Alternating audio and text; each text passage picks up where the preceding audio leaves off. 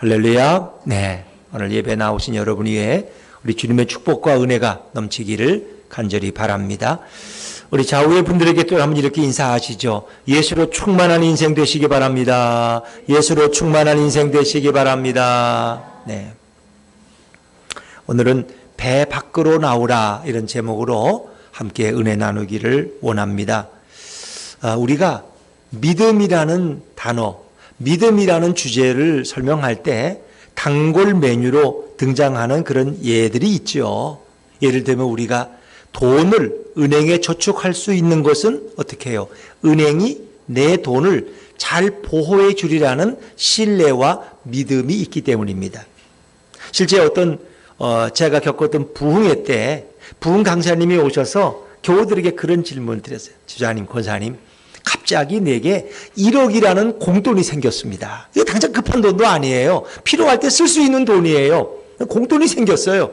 그러면 그 돈을 누구에게 맡겨놓으시겠습니까? 혹시 여러분 가운데 사랑하는 아내에게 1억을 맡기시겠습니까? 사랑하는 남편에게 1억을 맡기시겠습니까? 아내에게 하니까 유지영 집사님이 아닌 것 같아. 남편에게 하니까 우리 김순환 집사님이 조금 의아스럽게, 우리 남편은 돈만 있으면 그냥 친구들한테 막 꿔주고 그러는데 돈이 없다면 그냥 막 줘. 인심이 좋아서 어려운 사람 도와줘야지. 그러다간 1억이 한 달도 못 돼서 없어질 텐데 이런 생각들.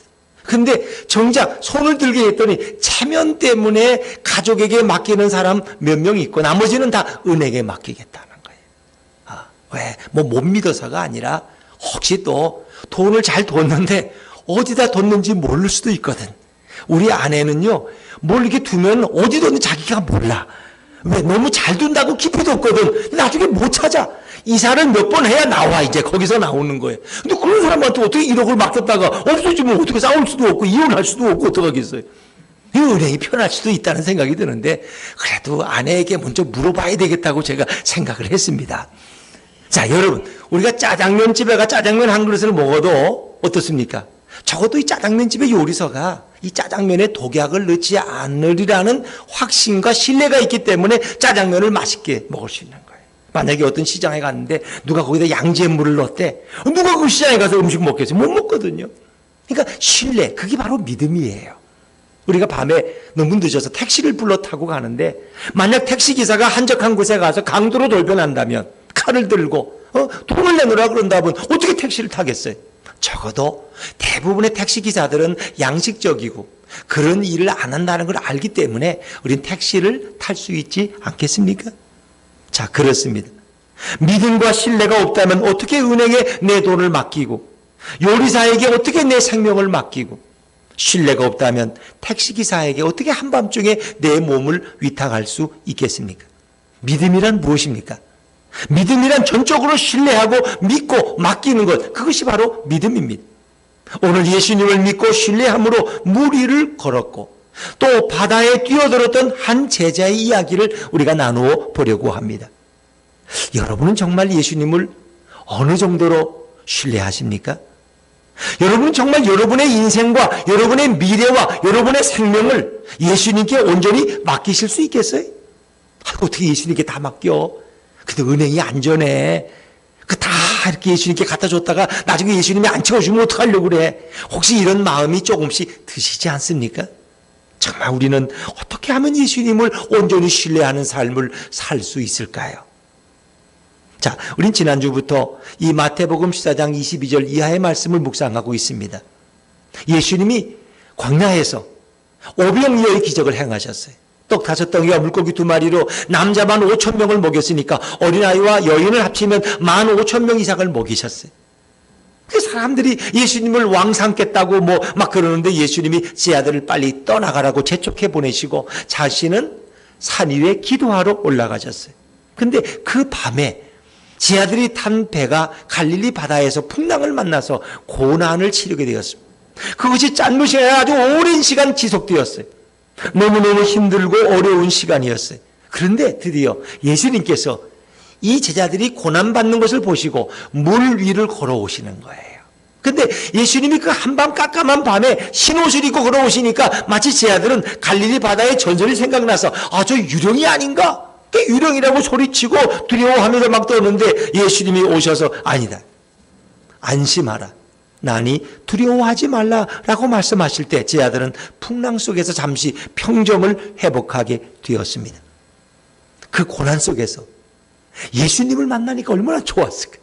여러분이 만약에 어떤 대구나 어떤 대전이나 외딴 곳에 갔는데 기차역에서 그냥 표를 잃어버렸어. 근데 그날따라 또 지갑을 안 가져와서 카드도 없어. 이거 어디서 돈을 꿔야 돼. 서울 가야 되는데 어떡하면 좋아. 동탄에 와야 되는데. 그런데 옆동에 만나는 부영 아파트 사시는 분을 만났어. 얼마나 반가울까 그냥. 아이고 집사님 여기 어떻게 만났네. 나 돈이 필요한데. 안 그러겠어요? 그러니까 베드로도 너무 예수님 만나니까 너무 좋아서. 근데 이 베드로는 너무 기뻤기 때문에 예수님께 뭐라고 말해? 나를 명해서 물 위로 걸어오게 하소서. 이 베드로는 약간 다혈질적이에요. 이 다혈질적이라는 건 뭐예요? 그냥 좋으면 너무 좋은 거야 그냥. 어떤 분들은 막 이렇게 신중하게 생각하는데 물어도 어떤 분들은 그냥 아멘 하고 금방 대답하는 분들이 있어. 그리고 조금만 좀 억울한 일을 당하면 또 막 흥분해가지고 막 그냥. 그래서 대제사장의 하인이 로마 병정들과 함께 예수님을 잡으러 왔을 때 다른 제자들은 가만히 있는데 베드로만 칼을 빼가지고 그 말고의 귀를 베었다가 혼났잖아요. 칼을 잡는 자는 칼로 망한다고. 그래. 이게 좀 약간 정의감도 있고 좀 흥분도 잘하고 막 기분 좋으면 뭐 까짓거 막 그냥 이렇게 막 이러는 스타일이 이 베드로의 스타일이야. 예수님을 만난 김에 뭐 한 김에 뭐 한다고. 주님 나를 좀 걸어오라고 명령하소서. 근데 우리가 이 말씀을 그냥 지나치면 별것도 아닐처럼 보여요. 근데 가만히 생각해 보면 이건 굉장히 무리한 요구라는 걸 알아요. 자, 28절 말씀 한번 읽어볼까요? 28절입니다. 시작. 베드로가 대답하여 이르되 주여 만일 주님이시거든 나를 명하사 물 위로 오라 하소서 하니. 가만히 생각해 보면 좀 지나쳐요. 아니 베드로가 구할 걸 구해야지. 어떻게 자신이 물 위를 걸을 수 있다고 감히 생각했을까? 베드로는 가끔 자기 분수를 뛰어넘는 말들을 잘해요. 지키지 못할 허세가 약간 베드로에게 있어요. 그래서 예수님이 한 번은 그런 말씀. 내가 이제 예루살렘에 올라가면 너희들이 나를 버리고 다 도망가고 흩어질 것이다. 그랬더니 베드로가 막 그냥 얼굴이 벌개가지고 절대 그런 일 없다는 거예요. 다 버려도 나만은 절대 안 그런다는 거예요. 막 큰 소리 쳐요. 예수님이 한마디 더 해. 너가 닭이 울 때 나를 3번 모른다고 부인할 거야. 베드로가 막 그냥 막 미쳤어. 무슨 거품을 부는 그런 일이 있을 수 없다고. 내 손에 창을 지지라고. 절대로 그런 일이 없다. 근데 결국 어떻게 했어요? 그 베드로의 말은 다 허세가 됐어. 어린 계집종 앞에서 이 베드로는 예수님을 모른다고 3번 부인하니까 결국 닭이 울었어요. 너무 괴로워서 마음이 아파서. 그럼 밖에 나와서 목 놓아 울었어요. 그 후로 베드로는 닭 울음소리만 들으면 울었대요. 너무 죄송스러워서. 근데 어떤 주석가들은 또 다르게 해석하더라고. 베드로는 닭 울음소리를 들을 때마다 너무 감격스러웠어. 예수님께 큰소리치고 거짓말하고 헛붕들었던 자신을 다시 받아주시고 제자로 삼아주신 그 주님의 은혜가 너무 놀라워서 닭 울음소리를 들을 때마다 눈물 흘리며 감격했다는 거예요. 주님의 은혜가 이렇게 놀랍고.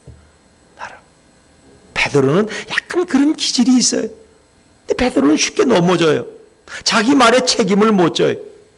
근데 예수님도 베드로의 요청을 그냥 무시하고 넘어가셨대. 베드로야, 너가 구할 걸 구해야지야. 너가 인간이 어떻게 무리를 걷냐? 말도 안 되지. 이렇게 혼내주셨어야 돼.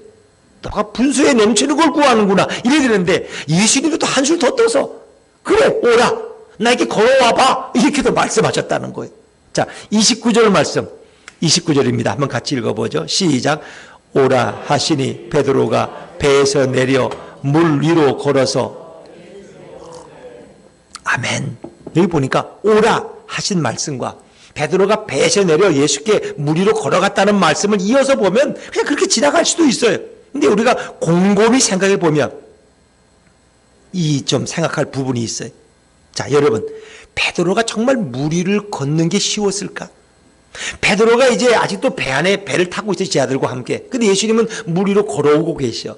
주님, 저를 좀 명령하셔서 오라고 말씀하셔서. 그들이 예수님이 그냥 생각도 안 하고 그래, 걸어와. 빨리 와. 근데 베드로는 알았어요. 오케이. 하고 뛰어들어갔을까, 바다에? 막상 배에서 내려서 물 위에 첫 발을 디뎌야 되는데 어떤 생각이 들었어요? 내가 미쳤지. 내가 어떻게 물 위를 걷겠다 그랬지? 내가 지금 제정신이 맞는 거야? 예수님이 진짜로 걸어나갈 줄 몰랐는데, 너무 좋아서 반가워서 한 얘기인데, 농담도 못해? 예수님은 진짜 걸어오래. 어떻게 하면 좋아해? 베드로 이런 생각이 들었을 거야. 내가 아무리 흥분해서 물 위를 걷고 싶다고 해도 예수님이 정말 오라고 하시면 어떡하는 거야? 좀 예수님이 좀 나를 좀 진정시켜 주셔야지. 내 성격을 너무나 잘 아시면서. 이미 말을 뱉었는데 다시 돌이킬 수도 없고 주워 담을 수도 없고, 내가 정말 저 바다를, 저 풍랑이는 바다를 걸어갈 수 있을까? 뒤에서는 다른 제 아들이 다 보고 있는데. 근데 놀랍게도 베드로는 물 위를 걸어서 예수님께 걸어간 줄로 믿습니다. 어떻게 이런 일이 가능했을까? 여러분, 하나님께서 우리 인간들을 처음 창조하실 때 당신의 생명을 불어넣어 주시고 하나님의 형상대로 우리를 만드셨어요. 그리고 우리 인간이 하나님만을 믿고 신뢰하는 믿음의 존재로 만드셨어요. 그래서 인간들은 에덴 동산에서 주님과 함께 거할 때 걱정이 없었어요. 왜? 하나님이 우리를 늘 돌봐주시고 하나님이 우리를 보호하시고 하나님이 우리와 동행하시기 때문에 조금의 의심과 염려가 없어요. 내일 먹을 거 입을 거 걱정할 필요가 전혀 없어요. 내 생명을 창조하신 그 예수님, 에덴 동산에 살게 하신 그 축복의 하나님께서 나와 함께 하시는데 뭐가 두려워? 그런데 이 아담과 하와의 마음속에 교만한 마음이 찾아왔어요. 내가 하나님처럼 되면 어떠면 좋을까? 내가 정말 하나님처럼 눈이 밝아지고 온 세상을 명령하는 존재가 된다면 얼마나 좋을까? 그러니까 뱀이 와서 꿰이는 거야. 너가 하나님이 먹지 말라고 한 선악과만 먹으면 너도 하나님처럼 될 수 있어. 눈이 밝아지고 세상 모든 걸 다 통치하고 다스릴 수 있어. 그 말에 아담과 하와는 넘어가게 되는 거예요. 인간에게 죄가 들어오고 타락을 경험하는 순간 더 이상 인간들은 하나님을 믿고 의지하지 않게 되었어요. 인간들은 더 이상 자신의 생명과 자신의 미래를, 자신의 행복을 하나님께 맡기지 않습니다. 스스로 내가 내 행복을 지켜야지, 내가 내 생명과 삶을 지켜야 돼, 이렇게 생각하기 시작했어요. 그런데 자기가 자신의 생명을 지키고 자신의 행복을 지키려니까 인간의 마음속에 두려움이 오고 불안이 찾아오는 거예요. 뭐 돈이 있다고 어디 마음이 놓입니까? 그 돈 써버리면 없어지는 건데, 사업이 지금은 잘 되지만 계속 잘 되다는 보장이 어디 있어요? 지금은 직장에서 촉망받는 직장인이지만 어느 날 사장이 부르더니 우리 회사가 어려워서 자네를 해고해야 되겠네, 미안해 라고 말할지 누가 모르겠어요. 장담하겠어요. 자, 그러니까 인간의 마음속에 불안해. 그러니까 누가 얘기했는데 효과가 있다고 빨간 글씨 하나 부적도 갖다가 붙여놓기도 하고, 또 때로는 우상 숭배를 섬겨하기도 하고, 뭔가 물강에 가서 점을 치고 구슬하면 뭔가 내 마음의 허전함이 채워질 것도 같고, 그래서 하나님이 아닌 우상을 숭배하기도 하고, 어떤 귀신의 영들이 자신들을 보원이라 착각하며 살아가는 존재가 어리석은 인간이에요. 그렇게 살다가 예수님도 모르고 결국 지옥 가는 존재가 타락한 인간의 종착점이라는 거예요. 자, 오늘 베드로는 예수님의 오라는 말씀에, 사실 베드로는 너무너무 당황했어요. 예수님이 그렇게 오라 그럴 줄 몰랐어요. 당황해서 어쩔 줄이 모르겠어요. 베드로는 한 번도 물 위를 걸어본 적이 없어요. 물 위를 사람이 걷는 걸 본 적도 없어요. 풍랑이 몰아치는 그 위험 속에서 주님의 음성을 들을 때 너무도 반가워서 엉겹결에 요청을 했지만 베드로는 발이 떨어지지 않았을 것입니다. 그렇지만 베드로는 잠시의 갈등과 고뇌 후에 믿음으로 첫 발을 디디기로 결심합니다. 왜냐하면 예수님께서 베드로의 마음속에 믿음을 가득히 부어준 줄로 믿습니다. 믿음이 없이는 그 일을 할 수가 없는 거예요. 그 마음속에 두려움을 제거하십니다. 베드로는 오라고 하시는 예수님께 내 생명을 맡기고 감히 물 위를 걷겠다는 믿음을 갖게 됩니다. 베드로는 그래도 바다보다는 안전하게 보이는 배에서 이제 내려와야 됩니다. 배에서 첫 발을 내릴 때 그 기분이 어땠을까? 이제 베드로는 물 위를 걷기 위해서 시선을 예수님께 고정시킵니다. 포커스 온 지저스, 주님께 시선을 맞추는 겁니다. 주님만 바라보는 겁니다. 베드로는 우주보다 크시고 바다와 자연을 창조하신 예수님을 향한 신뢰를 가지고 물 위에 첫 발을 내밉니다.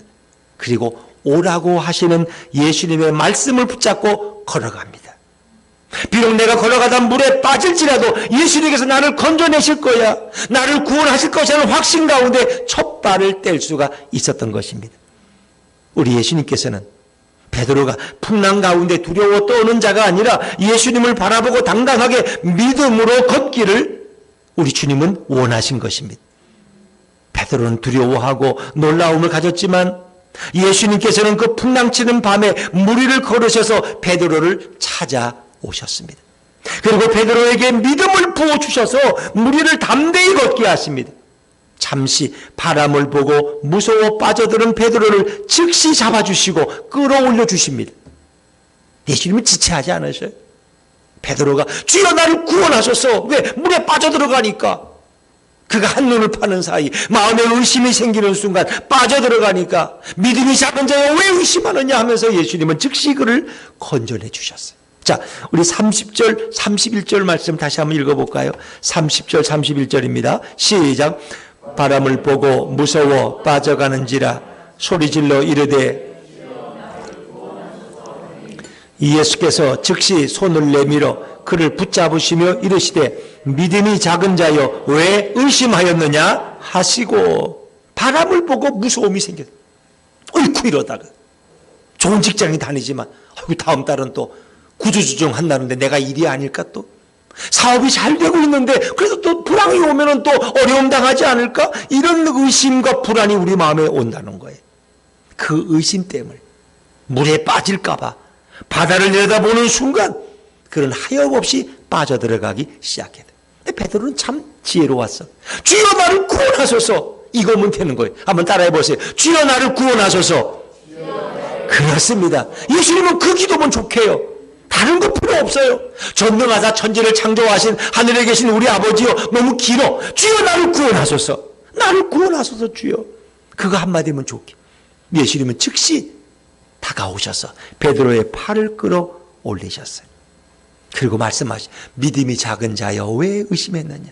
우리의 믿음이 대단한 것 같은데 어찌 보면 예수님께서 우리의 믿음이 연약한 걸 아셔요. 그래서 늘 자주 넘어지고 시험에 들고 의심이 생기고 또 그래요. 그렇기 때문에 베드로도 마찬가지야. 오늘은 대단한 믿음을 고백한 것 같지만 내일 보면 또 아니야. 그래서 예수님은 이런 시련과 연단을 통해서 베드로를 연단시키시고 그를 믿음의 사람으로 세워가고 있는 줄로 믿습니다. 베드로는 그 안에도 많이 넘어져요. 그런데 결국 그런 시련을 통해서, 연단을 통해서 예수님의 사랑과 용서를 통해서 베드로의 믿음이 단단히 반석 같은 믿음으로 세워져 가요. 근데 베드로가 언제 흔들리느냐? 마지막에 로마가 이런 고난을 당할 때, 핍박이 심할 때 베드로가 로마까지 가서 복음을 전해요. 바울 사도도 로마에 가서 복음을 전하지만 베드로도 로마에 가요. 거기서 복음을 전하는데 너무나 핍박이 심해요. 복음을 전해도 이게 어렵고 이제 죽음의 위협에, 그러니까 베드로의 또 제자들이 베드로 사도님은 수사도니까, 대사도니까 좀 이렇게 죽으면 안 된다고 좀 피신해 가시라고. 그래서 그냥 어쩔 수 없이 또 반신반의하면서 로마에서 야외로 피신하려고 걸어 나오다가 길에서 만났는데 그분이 바로 예수님이야. 이 십자가에 죽으시고 부활하신 그 예수님이 베드로 앞에 나타나신 거예요. 그리고 로마로 가고 있어. 깜짝 코바디스 도미니카, 주여 어디로 가시나니까. 그랬더니 너가 피해서 도망가고 있는 로마로 내가 대신 죽으려고 간다는 거예요. 베드로는 깜짝 놀랐어요. 그 환상을 보는 순간 다시 돌이켜서 로마로 가서 복음을 전하다가 장렬하게 순교당합니다. 근데 자신은 예수님처럼 똑같이 십자가에 달릴 수가 없어. 그럴 자격이 없어. 왜? 늘 이렇게 의심하고 넘어졌기 때문에 자기는 거꾸로, 십자가에 거꾸로 매달려 죽겠다고 해서 그렇게 거꾸로 매달려 죽었다는 거예요. 여러분, 이 베드로의 믿음이 성장해 가는 과정이 이런 거예요. 예수님은 이런 갈릴리 바다의 시련을 통해서 베드로를 하나하나 연단시켜 가시고 그의 믿음을 세워가고 계신다는 거예요. 자, 오늘 성경은 예수님이 바로 전능하신 하나님이심을 우리에게 증거해 주고 있습니다. 누가 과연 물 위를 걸을 수 있습니까? 누가 과연 풍랑을 잔잔케 할 수 있습니까? 누가 베드로에게 믿음을 주셔서 베드로로 하여금 물 위를 걷게 하시고 그가 물에 빠지지 않도록 붙들어 주실 수 있습니까? 그분이 바로 우리 예수님이라는 사실을 성경은 강력하게 증거하고 있습니다. 여러분 마태복음 14장을 집에 가서 한번 기회되면 읽어보세요. 마태복음 14장에는 4개의 큰 사건이 등장하는데 첫 번째 사건은 세례 요한이 순교당하는 거예요. 예수님이 오실 길을 준비했던, 예수님 말씀하시기를 여자가 낳은 자 중에 가장 위대한 자가 세례 요한이라고 그랬어요. 그 세례 요한이 와서 세례를 주고 복음을 증거하니까 구름대 같은 사람들이 몰려들었어. 근데 세례 요한은 이 정의감이 있어요. 선지자기 때문에, 예언자기 때문에 불의에 대해서는 비판하는 거예요. 하나님의 뜻이 아니니까 봉어리가 되지 않았다는 거예요. 적어도 그는. 근데 그 당시 왕인 헤롯 왕이 자기 남동생 빌립의 아내 헤로디아가 너무 이뻤어. 이쁜 사람들은 조심해야 돼. 너무 이뻤어. 그러니까 그냥 동생을 밀쳐내고 그 제수씨를 자기 아내로 뺏었어. 그 자기가 사는 거야. 그러니까 이게 불륜이죠. 불륜 중에 이런 불륜이 어디 있어요. 자기 남동생의 부인을 뺏었어. 그러니까 세례 요한이 그걸 비판했어요. 하나님의 뜻이 아니거든. 왜 남의 아내를 빼앗느냐 말이야. 그것도 가족의 아내를 빼앗았어. 말이 안 돼요. 그러니까 헤롯은 그게 너무 싫었어. 그래가지고 듣기 싫으니까 세례 요한을 감옥에 갖다 가뒀어. 요즘하고 똑같은 거죠. 다 듣기 싫으면 갖다 가두는 거야. 그렇게 했는데, 근데 마침 헤롯 왕의 생일날이었어. 근데 헤로디아의 딸이 살로메인데 아주 한 5, 6세의 딸인데 아주 예쁘고 춤을 잘 춰. 그러니까 너가 축하해야 하는데 춤을 춰라 그랬더니 춤을 너무 잘 추니까 아주 기분이 좋아가지고 살로메야, 너가 원하는 거 뭐든지 다 줄게. 근데 이 살로메가 어머니 헤로디아로부터 받은 게 있어. 사주 받은 거야. 그래가지고 세례 요한의 목을 달라는 거야. 헤롯도 이건 줄 수가 없어. 왜? 이 세례 요한은 너무 위대한 하나님의 선지자인데 이 사람을 죽이면 반란이 일어날지도 몰라. 그런데 자기가 약속했기 때문에 할 수 없이 세례 요한의 목을 베어 가져와요. 그 세례 요한의 목을 쟁반에 가져와서 살로메에게 넘겨주는 게 성화가 있죠, 여러분. 그러니까 이런 광경을 본 백성들은 어떤 마음이 들었을까? 정말 하나님이 살아계시는 거 맞아? 아니 하나님이 살아계시다면 위대한 하나님의 선지자가 어떻게 저렇게 비참하게 죽을지 말이 안 되잖아. 요즘 똑같아. 아니 하나님이 정말 있어? 그러면 코로나가 어떻게 교인들에게 걸릴 수 있어? 기도하고 성령 충만한 교인들은 걸리지 말아야지. 예배 끝나고 밥도 먹고 서로 침도 막 튀기고 막 뽀뽀도 하고 이래도 울면 안 되지. 하나님이 지구해 줘야 되는 거 아니야? 우리는 생각을 해요. 또 세월호에 크리스천 학생들도 있는데 세월호가 그렇게 추장당할 수 있어. 하나님이 살아계시면 그럴 수 있어? 인터넷에 그런 글이 한두 글이 아니야. 기독교인들아, 너희가 믿는 예수는 없어. 하나님이 어디 있냐? 그러면 세월호에 그 믿는 사람들이 있었는데 왜 그들은 죽었냐? 그들만 구해내야지. 이렇게 조롱하는 사람들이 너무나 많다는 거예요. 그러니까 그 시대도 마찬가지야. 근데 예수님께서는 이런 사건들을 통해서 예수님이 하나님이심을, 살아계신 주님이심을 증거하고 있다는 거예요. 바로 그 사건 이후에 두 번째 사건이 예수님이 무리를 걸어오는 거예요. 베드로가 무리를 걷게 하죠. 그리고 예수님이 베드로와 함께 바다에서 배에 오를 때 풍랑이 갑자기 잔잔해진 거예요. 이거 뭐예요? 이걸 보고 사람들은 이분이 진실로 하나님의 아들이구나. 그리고 예수님께 절하면서 경배했어요. 우리 지금 예배한 거예요. 예수님이 하나님이라는 사실, 하나님은 죽은 것이 아니라 이렇게 살아서 지금 이 땅에 활동하고 계신다는 사실을 백성들에게 증거하고 있다는 거예요. 이게 한 가지 증거가 아니에요. 두 번째 사건이 뭐예요? 첫 번째가 이제 오병이어 사건이고, 그렇죠? 두 번째가 이 갈릴리 바다 사건이고, 세 번째 사건이 뭐예요? 예수님이 배에서 내리는데 그 소문이 났는지 수많은 사람들이 몰려들었는데 그들의 마음속에 예수님의 몸에 손만 대어도 자기 병이 난다는 확신을 가지고 몰려들었어. 그들이 오는 자마다 다 고침을 받은 줄로 믿습니다. 아무나 병을 고치나? 그 옷에 손만 대도 병이 난다는 거예요. 그분이 바로 하나님이죠. 마태복음 14장은 예수님이 바로 우리의 하나님임을 증거하고 있다는 것입니다. 여러분, 우리를 죄악의 풍랑에서 건지시고 핍박과 고난의 풍랑에서 건지실 예수님은 그 대가를 치르셔야만 했어요. 예수님이 우리 대신 피를 흘리기 위해서는 그분이 인간의 몸을 입고 오셔야만 했습니다. 어떤 분들은 그래요. 하나님이 굳이 인간의 몸을 입고 올 필요가 있나? 여러분, 구약에서는 짐승들의 피를 흘리잖아요. 인간이 죄를 지면 어린 양이나 소를 잡아서 그 피를 흘림으로 인간의 죄가 용서받는다 그럽니다. 근데 그것은 실제가 아니고 모형이에요. 이 땅에 오셔서 예수님이 하나님의 어린 양이 되어서 피 흘릴 것을 우리에게 미리 예표해 주고 있는 거예요. 그럼 만약에 누가 죄를 좀 졌어. 죄를 조금 졌으니까 비둘기 한 마리 잡아가지고 그냥 이게 피 흘리면 되겠다. 좀 죄를 많이 졌어. 남의 걸 많이 훔쳤대. 그러면 소 한 마리 잡아가지고 피 흘리면 죄가 용서받아요? 그러면 굳이 예수님이 올 필요가 없지. 그러니까 구약의 모든 제사의 짐승들 피 흘림은 다 하나의 예표라는 거야. 그건 그림자야. 실체는 이 땅에 오신 예수님이 십자가에서 피 흘리셔서 저와 여러분의 죄가 용서받는 줄로 믿습니다.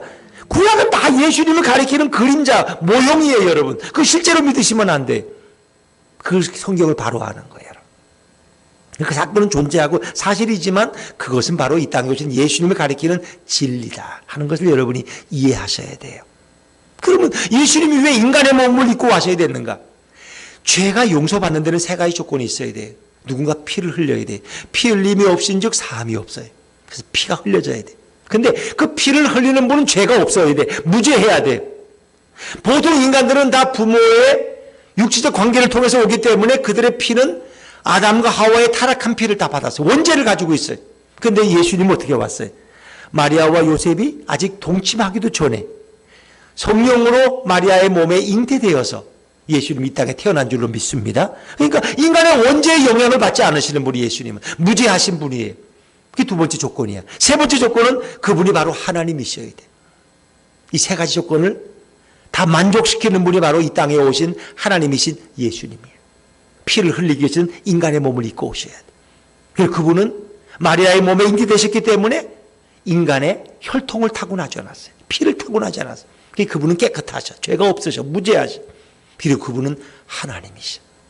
이런 진실로 하나님의 아들이었도다. 하나님의 아들이었다는 것은 그분이 바로 하나님이라는 거예요. 제가 한번 질문해 볼 거예요, 여러분.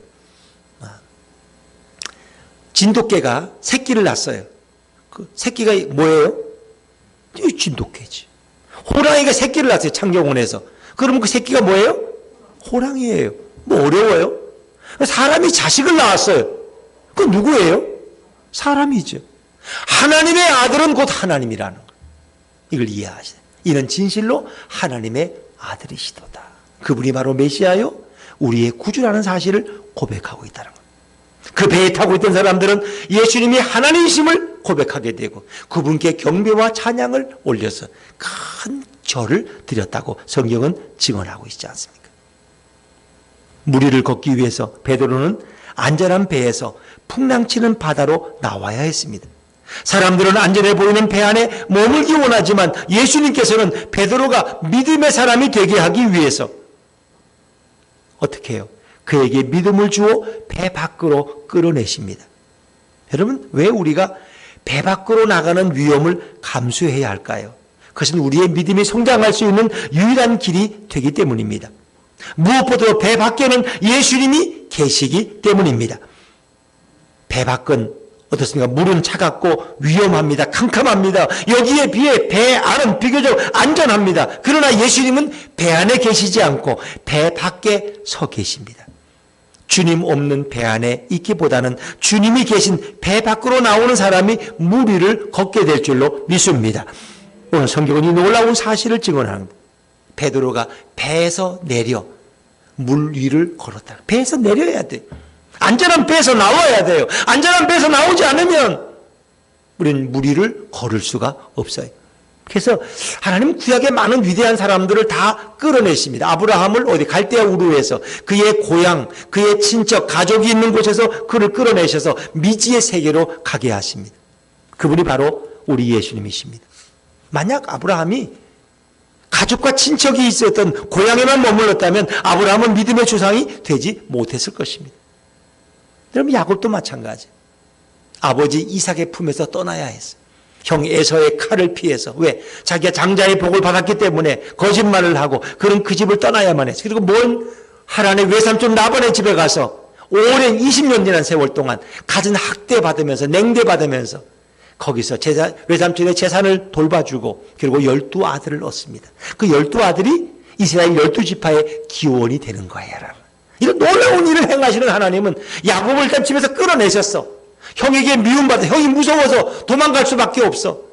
그리고 냉대받으면서 핍박받으면서 12아들을 낳고 다시 돌아오는 거예요, 고향으로. 그 야곱이 위대한 믿음의 아버지가 되는 거예요. 요셉도 마찬가지. 아버지의 사랑을 마음껏 받았어. 왜? 어머니 라헬이 일찍 돌아가셨기 때문에 우리 아버지 야곱이 또 라헬을 더 사랑했거든. 그러니까 아버지의 사랑받는 아내의 아들이기 때문에 요셉을 또 귀여워했어요. 그에게만 이런 아주 좋은 채색 옷을 입었어요. 우리를 보면 뭐 이렇게 아주 비싼 메이커 있는 옷을 입혔다는 거죠. 그런데 자칫하면 요셉은 형들에게 버릇없이 굴고 아버지 사랑을 마음껏 누리며 엄마 없는 은석바디가 되게 하지 않으셨어요. 그를 끌어내셔서 믿음으로 연단시켜서 많은 사람을 구원할 애굽의 국무총리로 세우신 줄로 믿습니다. 요셉의 믿음이 아버지 야곱의 품을 떠나는 순간에 그런 여기저기 내쳐지고 노예가 되어서 매도 맞고 감옥에도 갇히고 억울한 모함도 쓰고 가진 수단을 당하지만 그 가운데 믿음이 성장해 가는 거예요. 그리고 드디어 정상의 자리에 서는 거예요. 그러니까 하나님이 일하시는 방법이 이렇다는 거예요.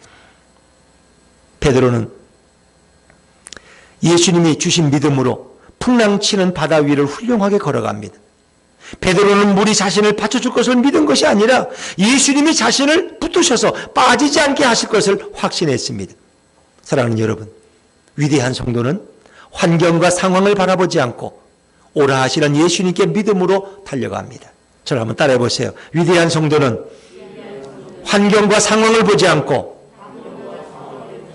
믿음으로 예수님께 달려간다.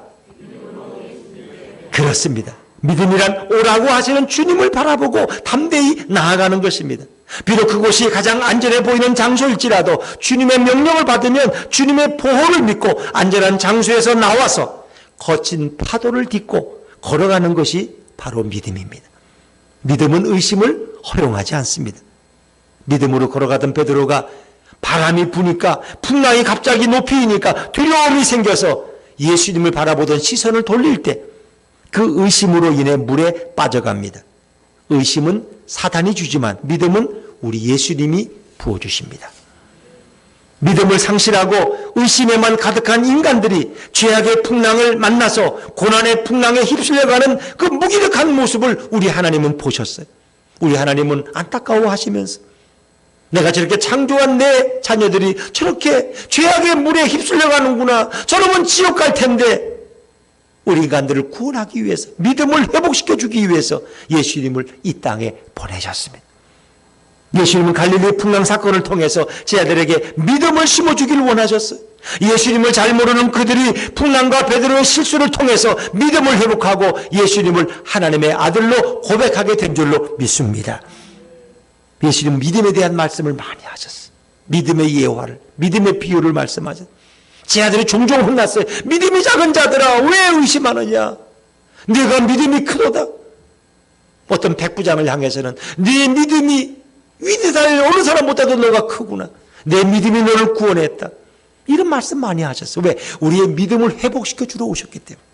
믿음이란 하나님이 나의 창조주요, 하나님이 나의 인생을 돌보시고 하나님의 죄와 풍랑의 바다에서 나를 구원하실 것을 믿는 것이 믿음이에요. 하나님께 내 인생을 맡기면 그분이 내 인생을 책임지실 거야. 내 미래도, 내 행복도, 내 건강도, 내 생명도 주님이 책임지실 거야. 이것을 믿는 것이 바로 믿음이에요. 이 놀라운 사건은 베드로의 일생에 잊지 못할 간증이 된 줄로 믿습니다. 풍랑 속에서 고생했던 그 밤이 예수님이 바로 전능하신 하나님이심을 확신하는 기회가 되었습니다. 그리고 주님께 향했던 시선을 돌려서 풍랑치는 바다를 바라볼 때 물속에 빠져갈 수 있었음을 뼈아프게 그는 깨닫는 밤이 되었어요. 여러분, 베드로는 물 위를 걸었던 최초의 인간이에요. 베드로 이전에 이후에도 물 위를 걸은 사람이 없어요. 베드로는 모든 지하들의 선망과 부러움의 대상이 되었어요. 야, 베드로야, 그 물에 촛발을 들 때 기분이 어땠지? 찌릿했겠지. 나도 한번 그렇게 걸어봤으면, 아니 두 발짝만 걸어보면 난 죽어도 여한이 없는데 모두가 다 베드로를 부러워했어요. 어떤 상황 속에서도 주님만 바라보면 승리할 수 있다는 값진 깨달음을 베드로는 얻을 수 있었어요. 물에 빠져가는 상황에서 주님이 즉시 구출해 주셨던 놀라운 감격을 베드로는 영원히 마음에 간직할 수 있었어요. 나도 실수할 수 있지만 걱정할 거 없어. 내가 주님 나를 구해달라고 기도하니까 주님이 나를 구원하셨잖아. 두려움이 없어. 어떤 상황을 만나도. 주님과 함께 베드로가 배에 오를 때 풍랑이 갑자기 멈는 상황을 통해 자연과 바다를 다스리는 예수님의 역사를 목도했어요. 사람들이 다른 성경에 보니까 아니 이 사람이 누구이길래 바람과 바다도 이에게 순종하는가? 누가 바다가 누구 말을 듣겠어요? 선장 말을 듣겠어요? 우리 말을 듣겠어요? 그러나 예수님의 한마디, 바람과 바다가 잔잔해져. 풍랑아 멈추어라. 바다야 잔잔해져라. 그랬더니 갑자기 풍랑이 사라져 버렸다는 거예요. 이 자연을 향해서 명령하실 수 있는 분은 창조주 하나님이 외에는 누가 존재하겠습니까? 그분이 바로 예수님이, 그분이 바로 하나님이십니다. 배에 있는 사람들이 예수께 절하며 진실로 하나님의 아들이로소이다 고백을 보았기 때문에 그 후에 베드로는 마태복음 지금 14장이잖아요. 16장에 가이사랴 빌립보에서 예수님이 사람들이 나를 누구라 그러냐 그럴 때 뭐 누구는 선지자라 뭐 누구는 뭐 엘리야라 막 이런 말 하는데 베드로는 주는 그리스도시요 살아계신 하나님의 아들이십니다. 그 예수님이 너무 바요나 시모나 네가 복되다. 너가 정말 좋은 대답을 했다. 이를 내게 알게 하니는 인간이 아니라 성령이시다. 베드로가 칭찬받았다니까요. 이런 연단을 통해서 믿음이 성장하고 고백이 달라지는 거예요. 여러분의 입술에 고백이 달라지기를 주의 이름으로 축원합니다. 어려운 일을 당하면 아이고 또 어떻게 죽겠네 코로나 때문에 장사도 안 되는데 이러지 말고 주님이 또 기도하게 하시는구나. 할렐루야. 주님 구원하소서. 주님께 기도하면 되지 뭘 염려해? 아들이 또 문제를 일으켜? 또 기도하라고 또 사인 주시는구나. 할렐루야. 그동안 내가 바빠서 기도를 좀 쉬었더니 주님이 또 기도의 자리로 나오라고 사인하시는구나. 할렐루야. 이렇게 나가면 주님이 즉시 오셔서 손을 잡아주시고 해결의 길로 인도할 줄로 믿습니다. 여러분 현대인들은 예수님을 잘 알아요 몰라요? 예수님을 잘 몰라요. 어떤 목사님 간증해. 제가 비행기 타고 오면서 그 스튜디오스에게 예수님을 아냐니까 예수님이 누구 이름이냐고 난 잘 모른다고 그러더래요. 뭐 그런 사람도 있어요. 사람들은 하나님을 잘 몰라요. 하나님 하면은 보통 사람들이 믿는 어떤 형식적인 그들의 어떤 신, 어떤 구하는 기도의 대상 정도로 알아요. 그래서 그냥 사람들은 하나님이 있다고 믿고 급하면 하나님 아버지 살려달라고 부르짖는 거야 그냥. 이렇게 생각해. 그 하나님을 인격적인 하나님, 출애굽의 하나님이라고 생각하지. 천지를 창조하신 하나님이라고 그렇게 느끼질 못해. 예수님도 이 땅의 성인군자 중에 한 사람, 4대 성인군자가 있잖아요. 마호메트나 뭐 석가모니나 공자나 예수나 다 훌륭한 분들이지. 예수님은 기독교 창시자고 그분은 이웃을 많이 사랑했고 욕심 없이 살아갔던 그 자신을 다른 사람을 위해 희생했던 도덕군자 같은 분이야. 학식과 인격을 가진 그분이 바로 예수님. 이렇게 생각해. 예수님은 그런 분이 아니에요. 예수님은 4대 성인군자 중에 한 사람이 아니에요. 그분은 인간의 몸을 입고 인간을 구원하기 위해서 이 땅에 오셔서 나를 대신해서 우리를 대신해 십자가에 달리시고 죽으시고 부활하신 전능하신 구세주요 전능하신 하나님인 것을 믿으시기 바랍니다. 이런 고백이 우리에게 있어야 돼. 예수님을 바로 알고 나의 구주로 나의 하나님으로 고백하고 영접한다면 그분은 우리를 어떤 핍박과 고난의 풍랑 속에서도 건지시고 보호하실 수 있어요. 어떤 죄악의 물결이 밀려올 때도 그 예수님만 바라보고 그분만 의지하고 나아간다면 어떤 죄의 싸움에서도 승리케 하시는 분이 우리 예수님인 줄로 믿습니다. 우리는 그 인격적인 예수님, 살아 역사하시는 예수님을 고백할 수 있어요. 이 땅에 살아가는 현대인 중에 가장 지혜로운 자가 누구입니까? 예수님을 바로 아는 자입니다. 가장 강한 자가 누구입니까? 예수님을 구주로 영접한 자입니다. 우리 인간들이 가장 많이 걱정하고 염려하는 문제가 무엇입니까? 우리는 먹고 사는 거 제일 많이 걱정해. 내일 또 쌀떡이 비면 어떡할까? 월급을 못 받으면 쌀을 못 살 텐데. 이거 제일 걱정해. 두 번째는 고난과 죄악의 풍랑 속에서 실족해서 실패한 인생 되는 거. 내 동기들은 다 잘 됐는데 나만 실패해서 직장 쫓겨나면 나 창피해서 동창회 어떻게 가? 차도 팔아야 되고 집도 이사해야 되고 왜 창피해 못 살아? 이거 실패하는 거 제일 두려워해. 세 번째는 질병으로 죽는 거야. 코로나 때문에 아이고 나 이거 조심해야지. 병 걸릴까 봐 혈압 맨날 재보고 또 체크해보고. 왜? 질병으로 죽는 게 두려워. 그런데 예수님은 마태복음 14장에서 이 세 가지를 다 해결했어. 오병이어를 통해서 먹고 마시는 거 다 해결해 주셨어. 왜? 광야 40년 동안 이스라엘 백성들은 일하지 않고 노력하지 않아도 아침마다 가면 만나가 내려서 그 항아리에 만나만 담아오면 하루 종일 먹고 마시는데 조금도 어려움이 없었어. 그래, 예수님이 나를 먹이시고 입히시지 뭘 걱정해. 주님 그걸 말씀하시는. 내 인생은 실패하지 않아. 왜? 예수님이 나를 붙드시고 계시는데 내가 왜 물에 빠져? 나는 절대 실패하지 않아. 내 사업은 망하지 않아. 주님이 붙들고 계시는데. 그리고 나는 병에 걸릴 필요도 없고 병에 걸리지도 않고 병에 걸려도 예수님이 다 치료해 주셔. 그리고 비록 죽으면 난 더 좋은 천국 가는데 뭐가 걱정이야. 예수님이 나와 함께 하시는데. 그러니까 진정 예수님을 바로 믿으면 우린 이런 세 가지 염려와 근심에서 다 해결될 줄로 믿습니다.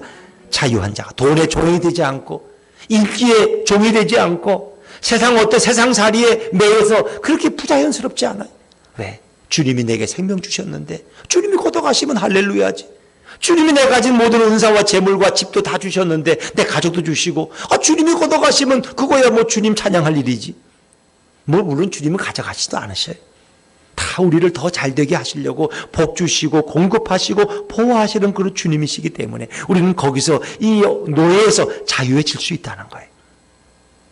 성도의 믿음도 참 보잘것없어요. 이렇게 말씀을 들을 때는 뭐 다 할 것 같고 나도 아멘하고 야 진짜 믿음으로 살아야지. 근데 당장 예배당 문을 마치고 나가는 순간부터 의심의 풍랑이 몰려오고 죄의 유혹이 오려면은 이거 나도 모르겠다. 그냥 이렇게 사는 거지 뭐. 내가 뭐 목사인가? 나는 장로님도 아니고 안수지도도 아닌데 뭐 내가 평신도가 이렇게 사는 게 당연하지. 이렇게 자기 합리화하며 사는 거예요. 그래서 우리에게는 믿음이 성장하지 않고 매일 똑같은 쳇바퀴 도는 다람쥐 쳇바퀴 도는 삶이 계속되는 거예요. 우리는 언제나 의심으로 실족하고 언제나 두려움으로 넘어질 수 있는 자가 바로 성도입니다. 그럼에도 성도가 한눈 팔지 않고 우리 예수님만 바라보고 그분만을 의지하고 내 인생을 주님께 맡긴다면 예수님은 우리 인생을 붙잡아 줄 줄로 믿습니다. 우리가 위급할 때 찾아주시고 건져주시고 그리고 주님을 모신 우리 가정에 우리 직장에 내 심령에 풍랑이 먹고 평화와 고요함을 맛보게 하시는 분이 우리 예수님이십니다. 베드로도 예수님께 책망받았어요. 즉시 손을 내밀어 그를 붙잡으시며 믿음이 작은 자여 왜 의심하느냐. 결국 믿음의 문제고 의심의 문제예요. 우리의 믿음은 이렇게 늘 흔들려. 늘 유동적이야. 부흥회하고 나면 믿음이 좋아 보이고 새벽기도 한 달만 개근하면 그냥 하늘을 꼭 돌아갈 것 같아. 자신이 굉장히 믿음이 좋은 것 같아. 내가 한 번도 안 빠졌다고 뭐. 그런데 어느 순간에 쉬 허물어져. 의심이 생겨. 이러다가 내가 큰일 당하는 거 아닐까 정말. 보험도 하나 안 들고 말이야. 이래서 내가 이게 되겠어. 그래 우리는 그때 어떻게 기도해. 예수님 제가 믿음이 없습니다. 저에게 믿음을 주십시오. 제가 예수님을 아는 것 같은데 실은 잘 모릅니다. 제가 예수님을 알게 해 주십시오. 이걸 위해서 여러분 기도하시기를 주 이름으로 축원합니다. 예수품 교회를 처음 개척하고 이제 2년 전 얘기입니다. 예배 드리면서 이런 할머니가 한 분 나오셨어요. 예수품 교회 오면 다 좋대. 근데 개척교회에서 등록을 못 하겠대. 왜 그러냐고 그랬더니 개척교회는 늘 불안하대. 정들만 하면은 교회가 또 뭐 상가를 내놔야 돼서 이사가 안 돼. 멀리. 가까이 가면 걸어가는데 자기는 차도 없고 멀리 가지를 못한대. 그래서 이 교회 등록했다가 또 이사 가면은 어떡하냐. 그래서 자기는 등록이 어렵대. 또 개척교회를 자기가 좀 다녀봤는데 어떤 데는 교인이 줄어가지고 운영이 안 되니까 문 닫는 교회도 있더래. 그게 너무 힘들더래 자기는. 그래서 새로운 교회 가서 또 등록해서 적응하려니까 너무 괴롭고 힘들어서 자기는 개척교회는 등록할 마음이 없대. 근데 결국 그분이 눈에 보이지 않더라고요. 왜?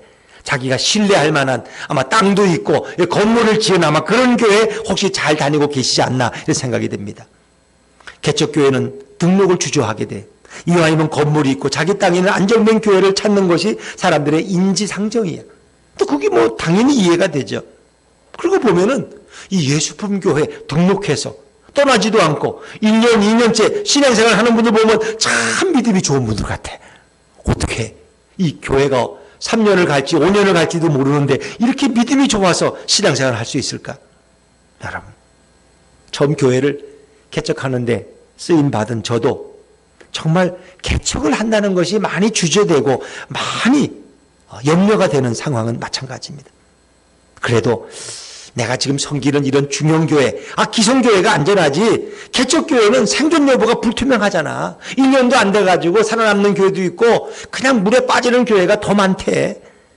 100개의 교회를 개척하면 요즘 평균으로 한 3개만 살아남지 97개는 다 문 닫는데 5년도 안 돼서. 이런 얘기 수도 없이 많이 들었어. 교회가 몇 년이나 버틸지 누가 알아? 처음에는 좀 아는 분들이 월세도 도와주고 헌금도 보내주다가 그거 다 끊어주면 그 다음에는 천천히 교회 정리하는 수순을 밟는데 그런 얘기 한두 번 들은 얘기가 아니에요. 저도 개척에 대한 늘 바람, 동경은 있었지만 구체적으로 개척을 결심하고 나선다는 건 사실 인간적으로 쉽지 않았어요. 마치 개척은 물 위를 걷는 것 같은 위험을 감수해야 했기 때문에 빠질지 살아남을지 훌륭히 걸어갈지 누가 장담할 수 있겠어요? 누가 보장할 수 있겠어요? 언제 빠질지 언제 풍랑에 휩쓸릴지 누가 보장합니까? 그래도 배 안이 안전하지. 안전한 배에 더 좀 머물다가 이제 나이 70대에서 은퇴하고 아무 부담 없이 교회를 개척하면 되잖아. 총회에서 연금도 받고 교회에서 또 원로 목사라고 좀 매달 또 얼마씩 또 이렇게 도와주고 생활 걱정도 없고 거기다 또 목사님은 영혼을 사랑해서 개척까지 했대. 얼마나 자기의가 충만한 목사님이야. 예? 그 자랑할 것도 있고 말이야. 뭐 성공해도 그만이고 왜 먹고 사는 걱정 안 하고 총에서 연금 따박따박 나오고 또 원로 목사니까 교회에서 또 뭐 1,200씩은 또 매달 주시고 뭐 걱정할 게 뭐 있어. 교회 개척은 심심한데 그냥 그렇게 했다가 잘 되면 좋고 안 돼도 그만이고. 그렇죠. 이 중형교회를 떠난다는 게 더구나 19년이나 성균교회를 떠난다는 건 쉽지가 않아. 오히려 누가 좀 나를 나가라고 좀 내쫓으면 좋겠어. 그럼 개척하기 쉽지. 갈 데가 없으니 개척해야 되는데 또 내쫓지도 않아 또 그렇게. 언제까지 빨리 나가라고 또 기한을 못 받고 그렇게 내보내지도 않아. 가만히 있어도 꼬박꼬박 적지 않은 사례를 하루도 밀리지 않고 꼭꼭 통장에 입금해주고 회계장로님이 좋은 사택을 서울에서 제공해주고 또 월세 낼 걱정도 안 해. 뭐 승용차는 거저주는데 때때에 또 바꿔주지. 좋은 차로 차 기름 걱정할 필요도 없이 목회하시는 중앙교회가 좋지. 뭘 미쳤다고 서둘러서 일찍 개척했다가 이것도 저것도 안 되면 그 동탄이 옛날에 또 망탄이라 그랬는데 같이 망해가지고 다시 기성교회로 돌아올 수도 없고 그 풍랑치는 바다에서 어떡할 건데 에? 또 도와달라 그럴 거야. 어느 권사님한테 가서 장로님 한 번만 더 도와주세요. 내가 다시 송탄로 내려가서 개척을 해볼게요. 이럴 거야. 어떡할 거야. 에? 나보고 그 개척 자금 다 말아먹고 다시 왔느냐고 또 이렇게 핀잔 줄 텐데. 자, 여러분, 이 상황이나 조건이 아니라 제게 믿음이 없었던 거예요.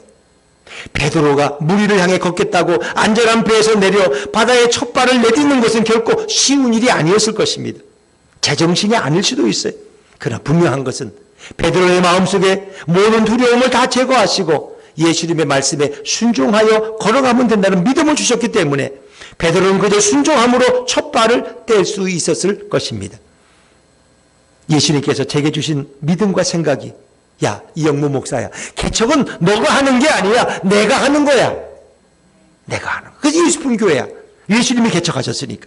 너는 그냥 나를 따라오면 돼. 그 음성이 저를 안전한 배에서 내려 물결치는 개척의 바다로 뛰어들게 한 말씀이 되었습니다. 제 마음속의 확신은 주님 때문에 지금까지 잘 살아왔는데 35년을 목회하면서 한 번도 굶지 않고 넉넉하게 살아왔는데 주님 때문에 한 번 망해도 행복하지 뭐. 예수님이 영광 받으신다면 무슨 개척에 성공이 어디 있고 실패가 어디 있어.